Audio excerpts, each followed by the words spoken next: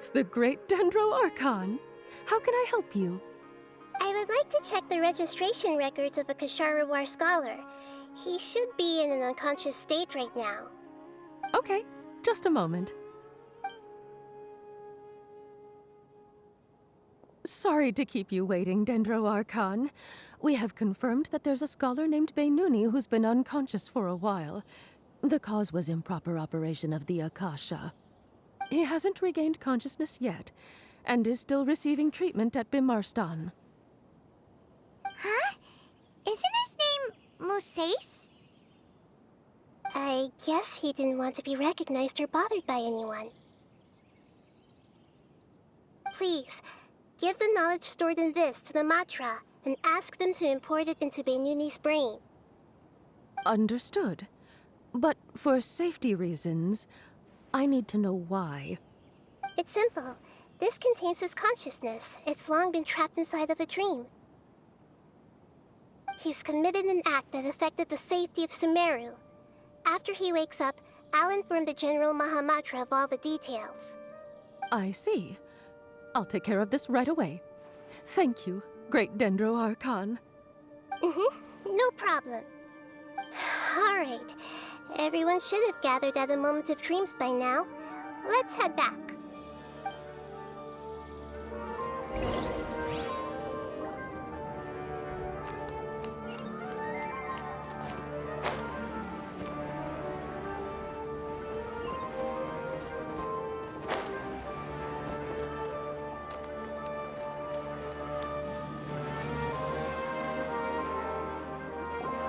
Let's be quiet and just listen in.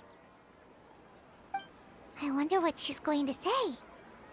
Hello, all of you who have just woken up. I'm sorry for interrupting your beautiful dreams. I may have acted a little cold when handling things in the dream. I sincerely apologize for that. Dreams have amazing power.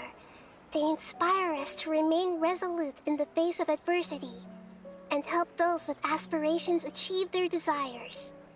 But dreams also have the potential to exploit people, confuse the senses, and distort the truth.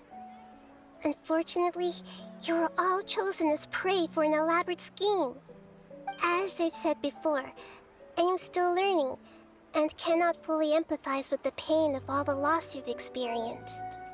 But just take a good look around you, and you'll see many other people who have had similar experiences.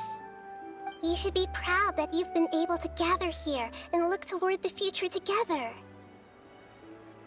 The path of life is long, and it's hard for us to see the destination. This leads us to ask a lot of difficult questions.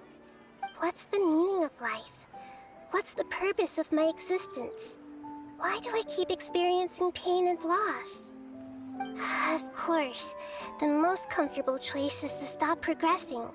Give up thinking, and just keep repeating whatever you're already familiar with.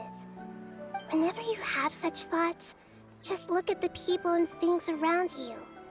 Some people work hard all day so that their families can have a hot meal on the table at night. Some people travel all over the world in order to create art that resonates with all of Teyvat. Some venture in search of the world's secrets to prevent rapidly approaching, yet still unknown, world-shattering catastrophes. Life is not just about yourself. Each and every one of your actions shapes you and the world around you. Look, friends and family will remember what you've done, and even some people you've never met may benefit from your actions.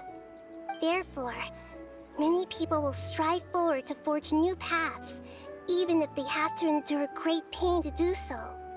Once you begin your journey on that same difficult yet rewarding path, you'll come to know the answers to those big existential questions, yet they will no longer feel as life-defining as they did before.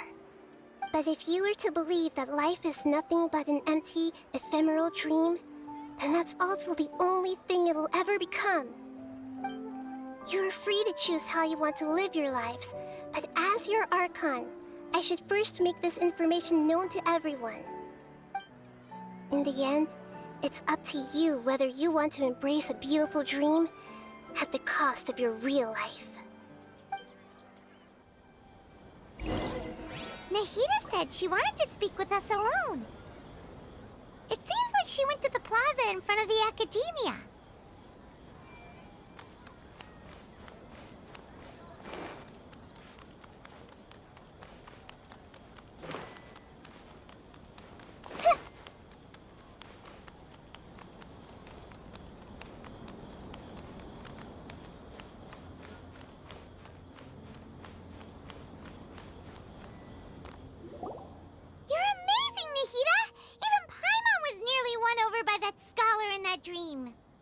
Well, he's very good at manipulating the weaknesses of human nature, but perhaps he himself had fallen prisoner to them long ago.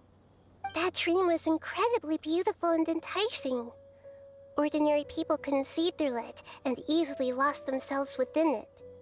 But as long as you can still wake up, you can still move forward with your life.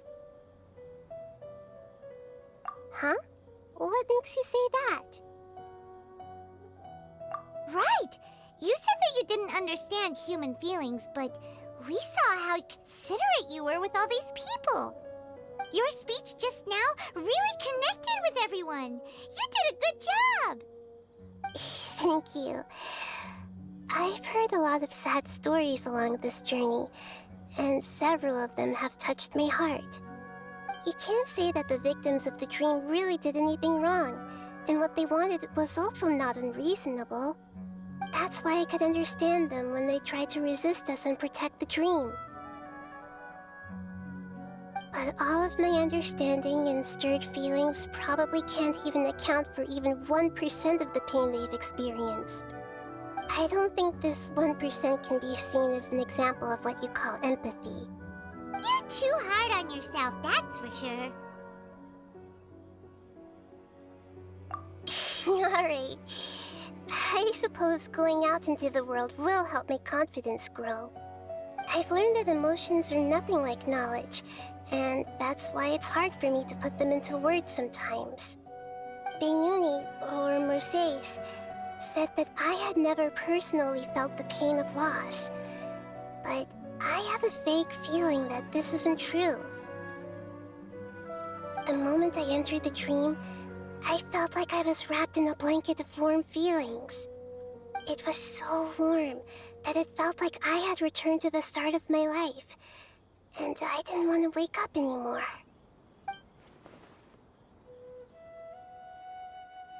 But when I opened my eyes, the feeling was gone without a trace.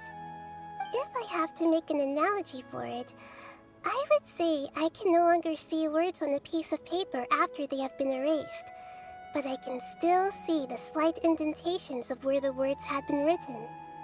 But now that I've experienced this dream, I think I can say with confidence that I won't dwell too much on the meaning of that warmth. It's enough that I can tell I was once supported by that warmth, and its existence has allowed me to get to where I am today. If I dwell too much on its exact nature, I would be putting the cart before the horse. I gave a speech to inspire my people, so if I were to fail to live up to those words myself, then that would be too embarrassing.